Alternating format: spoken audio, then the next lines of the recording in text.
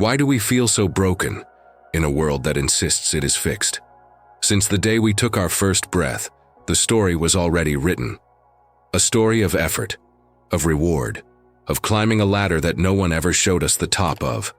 We are told to work hard, dream big, hustle endlessly. But beneath this narrative, wrapped in shiny promises, there's an invisible truth. The game was never meant to be fair. A child watches their parents drown in bills, not water. And still, they're told, just study, just strive, you'll make it. But make it where? The system isn't broken. It functions exactly as designed, to extract, to exploit, to perpetuate a cycle where a few consume the dreams of many. And yet, we blame ourselves. We internalize failure, as if burnout is a personal flaw, not a societal symptom, as if anxiety is an individual weakness, not the logical outcome of a structure built on scarcity and competition. This is the brilliance of ideology. It hides the architect and points the finger at the laborer. It convinces you that your suffering is your own doing, while the machine keeps turning. You are not lazy. You are exhausted. You are not lost. You were never given a map. Imagine a theater. On stage, the actors play out meritocracy. Behind the curtain, the script is written by wealth. Capitalism doesn't need to fix itself, because brokenness is its most efficient tool. What if the freedom you believe you have was never truly yours? In modern capitalism, freedom is a well-packaged illusion. We are told we can choose what to buy, where to work, who to become. But these choices are framed within invisible walls. A cage made of credit scores, rent prices, job markets, and debt. A man walks into a grocery store believing he's free because there are 50 brands of cereal. But he doesn't notice the invisible hand that already decided his wage, his hours, and how much of that cereal he can actually afford. We're told we're free because we can vote every 4 years. But the real decisions, the allocation of resources, the ownership of land, the control of media, were never on the ballot. And work? It's rarely a choice. It's a necessity. A quiet ultimatum. Work or starve. Work or lose your home. Work or lose healthcare. This is not freedom. This is coercion dressed in corporate casual. The capitalist machine offers us two options: become the exploiter or remain the exploited. Climb a ladder that leans against a crumbling wall, or stay at the bottom and be blamed for it. We are not choosing between liberation and oppression. We are choosing between different brands of the same cage. And the more exhausted we become, the more we cling to these illusions. Because to admit that we are trapped would mean we must confront the enormity of what holds us. Have you ever wondered why the harder you work, the further your dreams seem to drift away? We're told that dreams are personal, individual, sacred. But in reality, they're manufactured, like products on a conveyor belt, shaped by advertising, by media, by a system that sells desire like it sells soda. In this factory, dreams aren't made for fulfillment. They're made for obedience. A teenager dreams of becoming a filmmaker. But by the time they graduate, they're buried in debt and working retail to survive. Their dream was real, but the system that promised them anything is possible forgot to mention the cost of rent, health insurance, and inflation. Capitalism doesn't kill dreams with a gun. It does it slowly, with interest rates, with 9-to-5s, with mental breakdowns in silent bathrooms at lunch hour. You don't need chains when people are already trapped inside contracts, deadlines, and expectations. The dream becomes a leash, a silent agreement. Keep going, one day it'll all pay off, but it rarely does. The profit extracted from your labor is the funeral cost of your dream. Every factory has fuel. This one runs on broken promises and unpaid therapy bills. And still, we call this progress. We call this life. But if the factory only produces disappointment and exhaustion, maybe it's time to burn it down. Why do we feel more disconnected than ever in a world that's supposedly more connected? You sit at a desk, you answer emails, you click, scroll, repeat.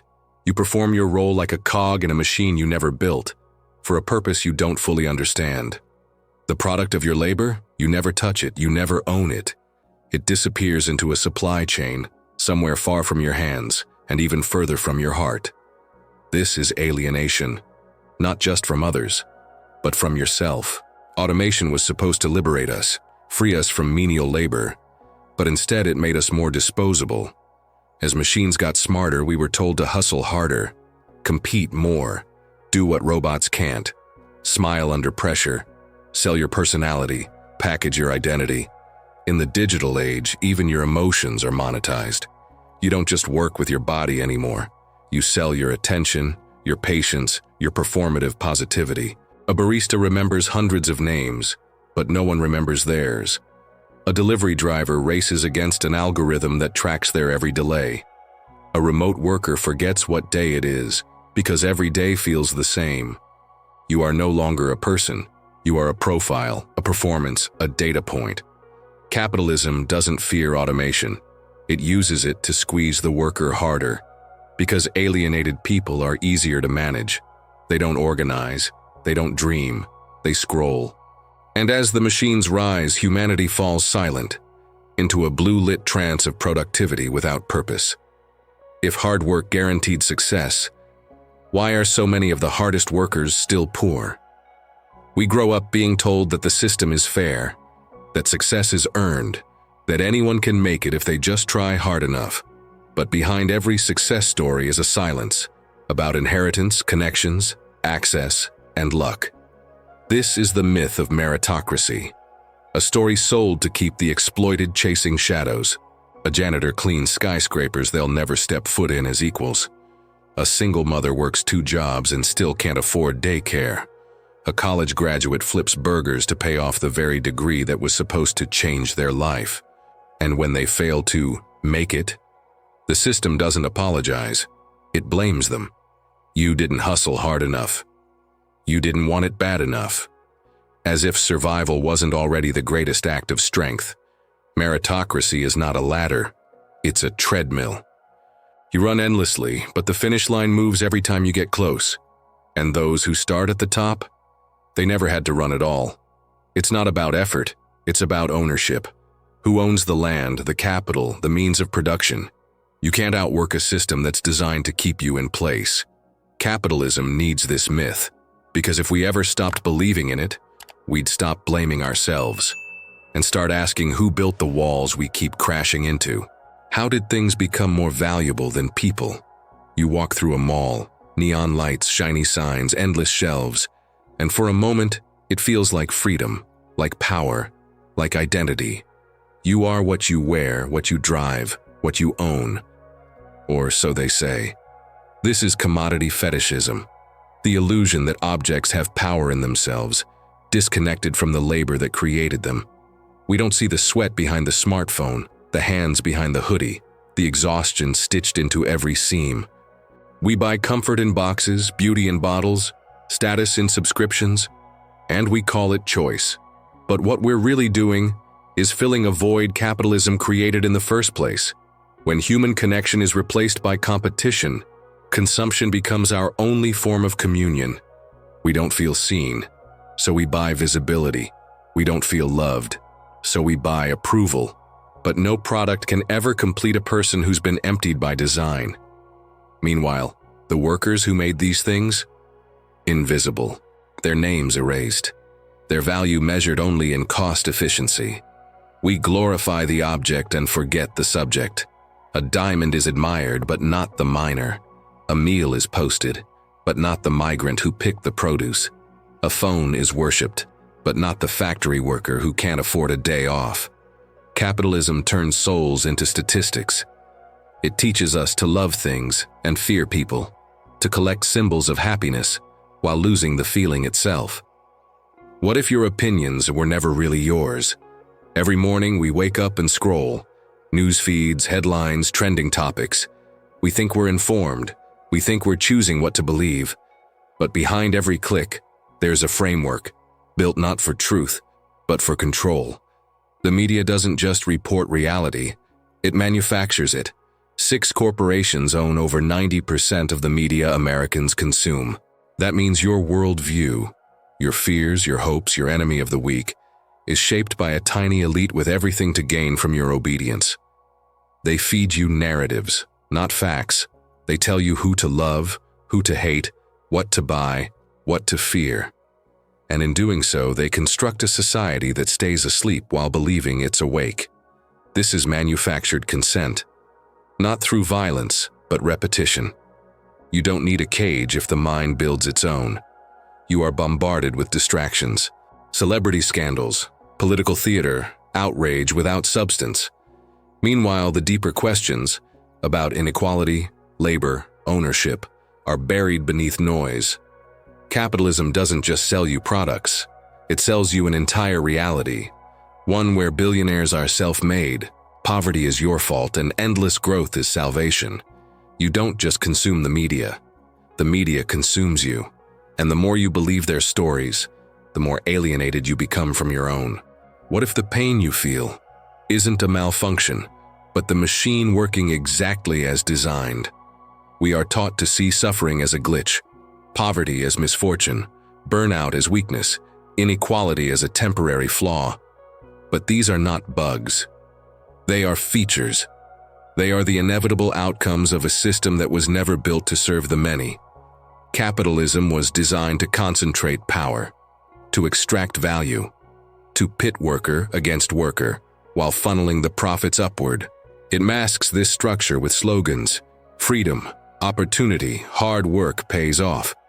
But behind the curtain is an ancient logic. A few must feast while many starve. We live in a world where a handful of billionaires have more wealth than half the planet, where housing sits empty while people sleep in the streets, where healthcare is a business, education a debt trap, and life itself a subscription model. None of this is an accident. You're not failing. You're functioning inside a system built to fail you, and still the system gaslights you. You just need to try harder, be more positive, manifest better. But this isn't about mindset. It's about material conditions. The machine doesn't break, it adapts. It finds new ways to profit from crisis, war, pandemic, climate collapse. Every disaster is a market opportunity. Every death, a statistic in someone's earnings report. You were never meant to win a game where the rules were written before you were born. But the greatest lie of all is that nothing can be done. Because once you see the structure, you can stop blaming yourself. You can stop playing their game, and you can start building something new. So now that you've seen behind the curtain, what will you do with what you know? Have you ever blamed yourself for struggling to survive in a world that makes survival a privilege? Have you ever felt that deep, quiet ache? Like something's missing, but no product, no promotion, no praise seems to fill it? You're not alone. Millions are waking up from the dream they were sold, only to find themselves inside a nightmare of exploitation and quiet despair. But consciousness is the first rebellion. The moment you stop internalizing your oppression and start naming it, the moment you stop asking, "What's wrong with me?" and start asking, "Who profits from my pain?" that is the moment the system begins to crack. Support this channel through super thanks if these words gave you clarity, if they stirred something inside you that refuses to go back to sleep. Your help keeps this work alive and gives voice to truths they try to bury. If you felt seen in this video, subscribe and stay. This isn't just a channel, it's a movement, a search for truth in a world of lies. And remember, the system isn't broken. It was built this way. Now it's up to us to tear it down and rebuild something human.